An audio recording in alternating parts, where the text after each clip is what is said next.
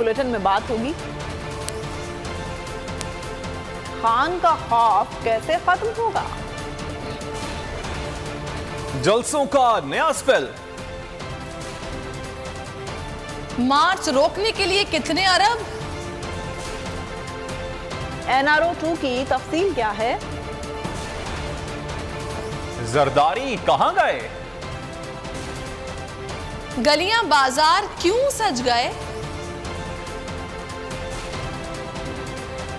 और शाहीनों की फतूहात कितनी? बुलेटिन का आगाज करेंगे चेयरमैन तहरीक इंसाफ इमरान खान के खिताब से। कहते हैं ये हुक्मरान ज़हनी गुलाम है। वजीर आजम बाहर जाता है और भीख मांगता है कि पैसे दे दो, पैसे दे दो। कोई गोरे रंग का बाहर से आता है तो सब उसके सामने गिर जाते हैं। कॉन्फ्रेंस से खिताब के दौरान इमरान खान ने कहा सियासी माफिया ने उनके खिलाफ तमाम हथकंडे अपनाए, लेकिन इज्जत और जिल्लत अल्लाह के हाथ में है। अल्लाह ने जितनी इज्जत दी मैं उसका सोच भी नहीं सकता था। दूसरी तरफ हाल यह है कि हुक्मरान बाहर जाते हैं तो चोर चोर के नारे लगते हैं। मुल्क का निजाम ऐसा बना दिया गया कि ताकतवर बाहर और गरीब जेल के अंदर है। पहले अदलो इंसाफ आता है, फिर खुशहाली आती है। को नहीं पकड़ सकता, वो गरीब है सारे वसाइल के बावजूद। प्राइम मिनिस्टर बाहर जाता है और भीख मांग रहा होता है, जी मुझे पैसे दे दो नहीं तो हमारा मुल्क तबाह हो जाएगा। सब 22 करोड़ लोगों के लिए, हम सब के लिए शर्मनाक है। कोई आता है गोरे रंग का, कोई बाहर से आ जाता है, सारे गिर जाते हैं उसके सामने। एक दफा किसी आदमी के ऊपर यह इल्जाम लग जाए कि उसने चोरी की है, करप्शन की है, वो जो मर्जी हो, सारा जो उसके दोस्त भी मिलना छोड़ देते हैं। क्यों हमारे वो जो बाहर गए हुए उनको आवाजें पड़ती हैं? क्यों आवाजें पड़ती हैं?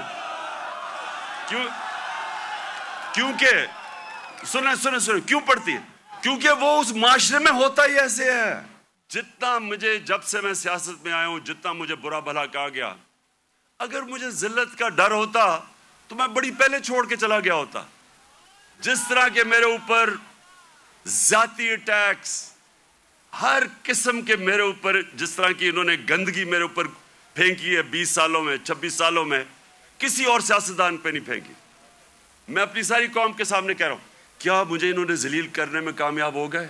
आपको आज सबको कह रहा हूं, पिछले 6 महीने में जितनी मुझे अल्लाह ने इज्जत दिया, मुझे सारी जिंदगी में कभी इतनी इज्जत नहीं मिली। कि अगर इंसान के हाथ में जिल्लत होती तो आज मैं बड़ा जलील हो चुका होता। जो अदल और इंसाफ का निजाम कायम किया, ये याद रखें कि पहले अदल और इंसाफ आया, फिर खुशहाली आई। ये नहीं कि पहले खुशहाली आई और फिर इंसाफ हुआ। कप्तान मैदान में मौजूद, मुखालिफिन के फरार होने की तमाम कोशिशें नाकाम होंगी। इमरान खान के मजीद जलसों का स्पेल तैयार है। ज़िमनी इंतखाबात के जलसे ननकाना साहब में 11 अक्टूबर, शर्कपुर 12, कुरम मर्दान में 13 और कराची 14 अक्टूबर को होंगे। असद उमर ने ट्वीट में लिखा, ये लोग इलेक्शन से भागने की कोशिश कर रहे हैं और इमरान खान मैदान में उतर रहे हैं। हकीकी आज़ादी का मिशन लिए कप्तान की तहरीक कामयाबी से जारी। पूरी कौम इस तहरीक में इमरान खान के शाना बशाना खड़ी हो गई। जब तक अल्लाह ने मुझे जिंदा रखा, मैं कभी इन चोरों को, डाकुओं को, गुलामों को कभी कबूल नहीं करूंगा। सियासी मुखालिफिन मैदान में इमरान खान का मुकाबला न कर सके। मुकदमा डराने धमकाने से भी कुछ न हुआ। इमरान खान का मजीद जलसों का स्पेल बरसने को तैयार है। ज़िमनी इंतखाबात के सिलसिले में जलसे होंगे। ननकाना साहब में 11 अक्टूबर, शर्कपुर 12, कुर्रम मर्दान में 13 और कराची में 14 अक्टूबर को बड़ा जलसा होगा। PTI रहनुमा असद उमर ने ट्वीट में लिखा कि ये लोग इलेक्शन से भागने की कोशिश कर रहे हैं और इमरान खान मैदान में उतर रहे हैं।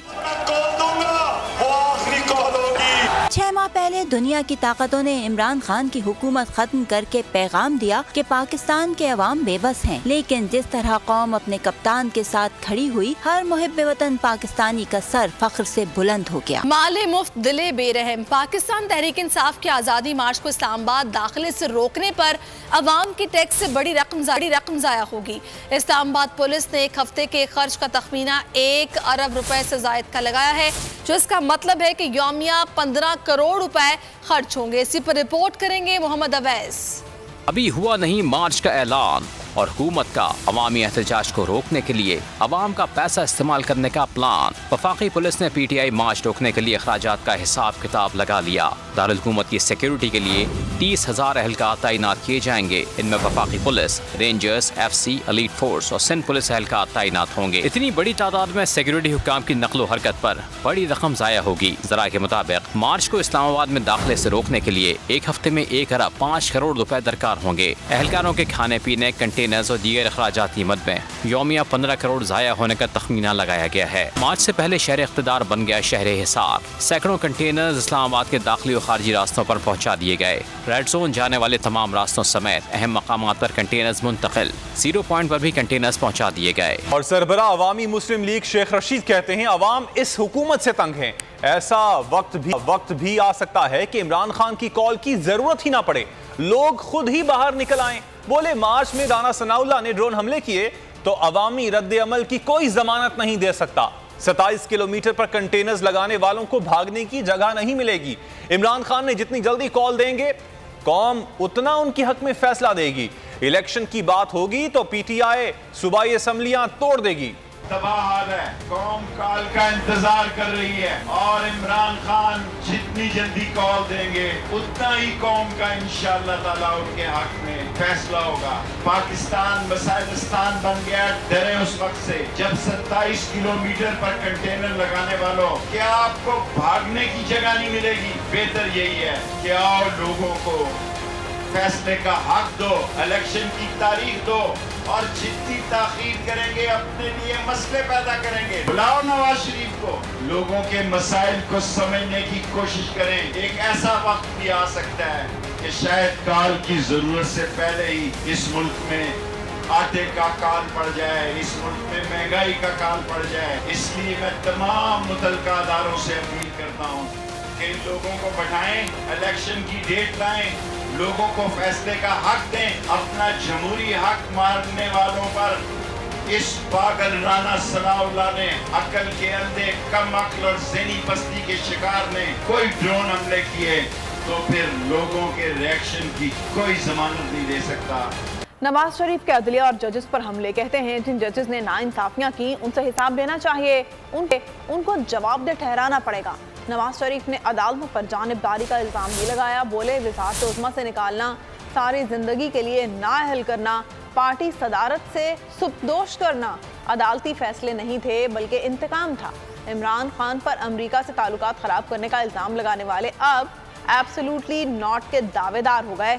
नवाज शरीफ कहते हैं असल एब्सोल्युटली नॉट तो उन्होंने कहा था। जिन पर दूसरों की ऑडियो एडिट के इल्जामात थे, इन्होंने अपनी वीडियो भी एडिट करके ही जारी की। नवाज शरीफ का ऐसा इंटरव्यू जारी हुआ जिसमें वापस आने की कोई बात न थी। मौजूदा महंगाई और माशी हालात का जिक्र ही न था। नवाज शरीफ को मजलूम और फरिश्ता साबित किया गया। यानी मुझसे तो इंतकाम लेना था ले लेते, लेकिन पाकिस्तान से आपको इंतकाम लेने के लिए किसने आपको ये कहा? हर चीज महंगी हुई है। इमरान खान के दौर में, मेरे दौर तक अवाम खुश थे, मुतमईन थे। इमरान खान पर इल्जामात लगाने वाली पार्टी के कायद ने एब्सोल्युटली नॉट का क्रेडिट भी लेने की कोशिश की। हिस्ट्री में $5 बिलियन पेश कर दिया गया हमने कहा उस पर भी एब्सोल्युटली नॉट। पाकिस्तान की अपनी गैरत है, उस पे कोई कॉम्प्रोमाइज नहीं। इंटरव्यू में नवाज शरीफ ने